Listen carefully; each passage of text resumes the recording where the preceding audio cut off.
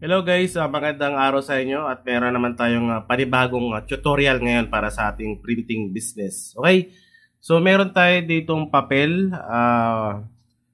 Kunyari, assume natin ito yung ipapaprint o ipapa-typing job ng ating customer. Okay? So pinadala siyang papel. Assume din natin na resume yan. Okay? So ganoon talagang kalimitin kasi 'di ba? Resume or document. So ang gagawin natin diyan, request ni client, palitan tong pangalan at palitan din tong pangalan sa baba.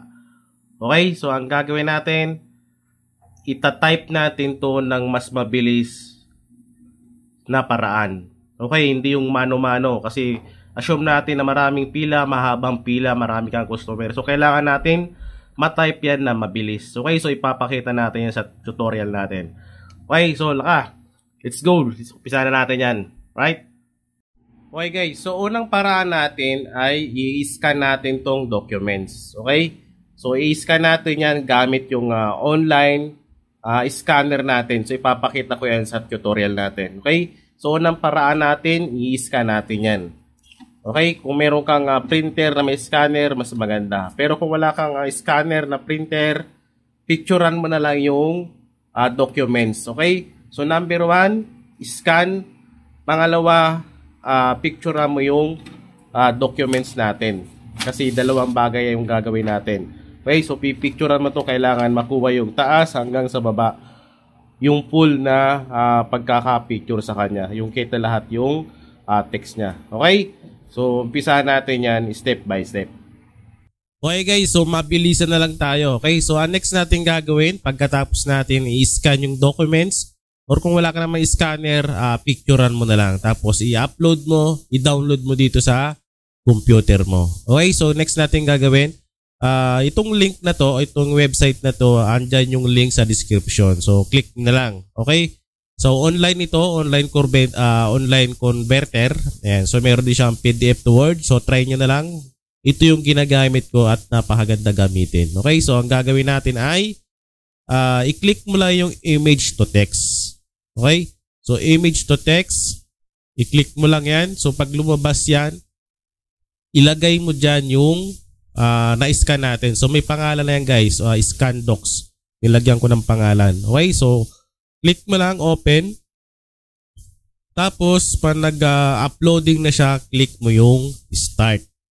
Okay? So, click mo yung start. Ayan.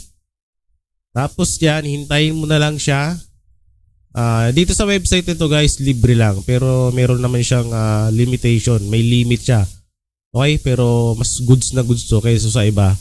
So pagkatapos nyan, i-click mo yung download. Okay? So ida-download natin yung files.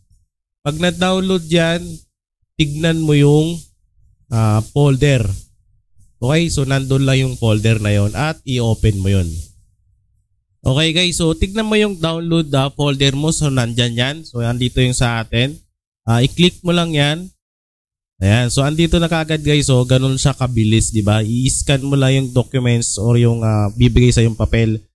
Tapos i-upload mo dun sa converter natin. So ganun lang kabilis. So gagawin mo dyan, Control A at Control C mo. Tapos ilalagay na natin siya dun sa Microsoft Word or MS Word. So, ganun lang kabilis, di ba? So, di ka na magpapakahirap pa na itatype yan na pagkatagal-tagal. So, gagawin natin dyan, lalakihan lang natin ng konti para makita.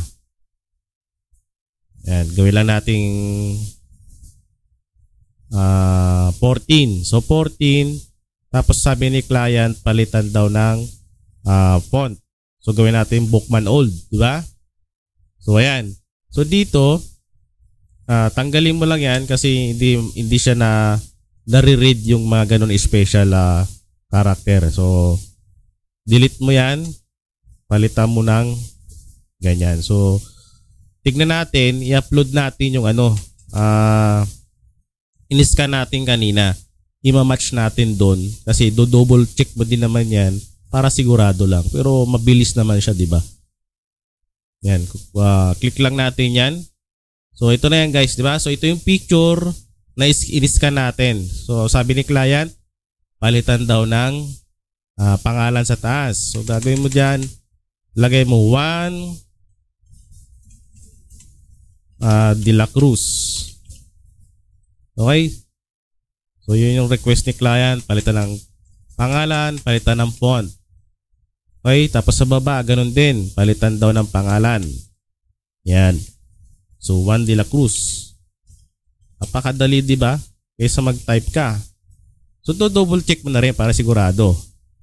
Yan. So pag alam mo na sigurado at okay na, pwede mo na siya i-print. So ganun kabilis, guys. Di mo na kailangan i-type pa yan ng mano-mano, di ba? Yung typing job na extra income natin sa mga printing business. So magtatanong, bawat shop kasi may kanya-kanyang presyo yan.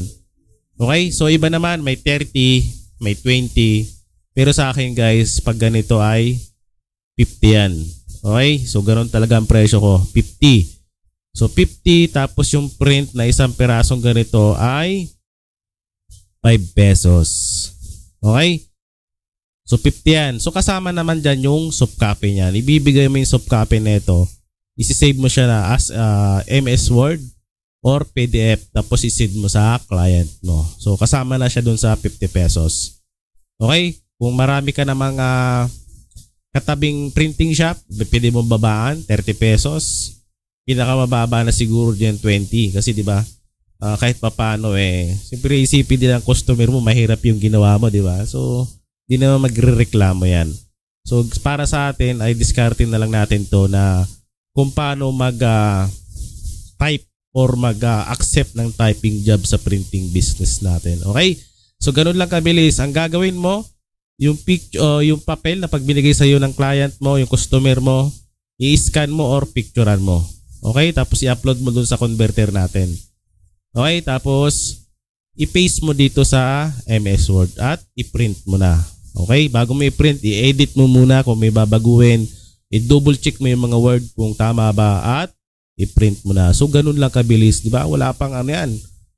Kung mabilis din yung computer mo, di ba? Wala pang 5 minutes yan, di ba? So ganun lang. Tapos marami pang pila, hindi makakarami ka ng customer. Okay? So next natin, yung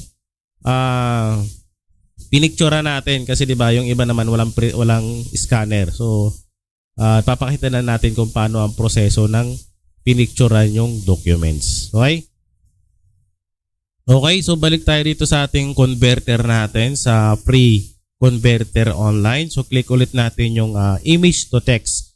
Nga pala guys, dito marami dito. Ayan, convert to Word, make PDF, PDF to text, scan image to text, convert to Excel. So ang dami niyan guys. Ilalagay ko na lang yung link niyan sa description at magagamit nyo talaga to. Okay, so click natin ulit. Click natin yung choice file. So punta tayo doon sa downloads. Click natin yung picture. Okay, so kanina kasi ay yung scan, di ba? So ngayon picture naman para ipakita lang natin. Okay, ayan. So ulitin natin. Okay, choose file, picture. Okay? So next nyan, start. Ayan. So habang naglo-loading yan, hihintayin natin. So tulad pa rin kanina, gawin mo dyan, i-download mo lang. Okay? Same procedure lang yan guys. Ang pinagkaiba lang ay scan at picture. Kasi minsan, di gumagana yan yung picture lalo na madilim. Or hindi mabasa talaga. So gagawan nyo talaga ng paraan. Okay? So na-download na natin siya. Tignan natin siya dun sa ating download folder. Okay, so nandito tayo sa download folder natin. So na-doble nga yung aking pag-download. So click lang natin yung isa dyan. Ayan. So click lang natin ulit yung Ctrl A at Ctrl C mo. Ayan. So dito nyo makikita yung pinagkaiba niyan guys. So ilalagay natin dito sa ating MS Word. Ayan. So mapapansin nyo dito, kulang talaga yung word pag sa picture. Okay? So kailangan pipicturean nyo siya na maayos. Yun talaga ang pinagkaiba dyan. Kailangan clear at malinaw na malinaw talaga. Clear na at malinaw pa ang pagkakapicture nyo. So yun ang pinagkaiba dyan. Kaya pinakita ko yung dalawang klase na yan, yung picture at scan. Kasi minsan talaga yung iba dyan walang scanner, di ba? So gagawin talaga dyan ay pipicturean. So so kanina yung picture natin, palitan natin to para makita talaga. Para mapakita natin na kailangan picturean na maayos kasi hindi talaga mariread yan. So ito, di ba, ang pinagkaiba dyan? Madilim kasi picture to hindi to scan. So mapapansin nyo dito, ayan no, hindi nabasa yung Prudence CPR, CPAR, ayan, CPAR 12 Prudence CPAR, ayan, saka yung pangalan ng student, di ba? Wala siya dito. So kailangan pag ganito lumabas, either na i-type nyo na lang yung kulang or picturean nyo ng malinaw. So alam nyo na ang gagawin nyo sa susunod para di kayo mag-retype or mag-manual type ng mga kulang.